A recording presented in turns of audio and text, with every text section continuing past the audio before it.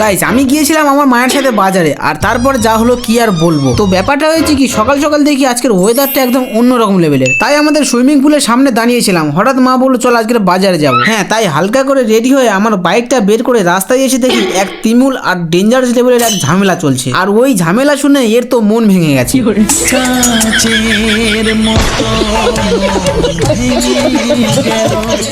হ্যাঁ, তাই ঝামেলার পাশ দিয়ে চলে এলাম বাজারে। আমাকে কোথায় কোথায় থেকে নিয়ে যাচ্ছে ঠিক বুঝতে পারছি না। আর বহু বছর বাজারে ঘোরাঘুরি করার পরে ঘরে এসে দেখি এই দেখাচ্ছে না কেন।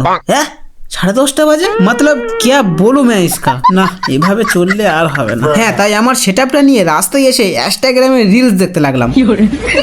সেই ভবিষ্যৎটা যখন অন্ধকার হচ্ছে তাহলে ভালোভাবেই হোক। আমি এখন আমার ভবিষ্যৎ অন্ধকার করি আর তোমরা ভবিষ্যৎ আলো করো।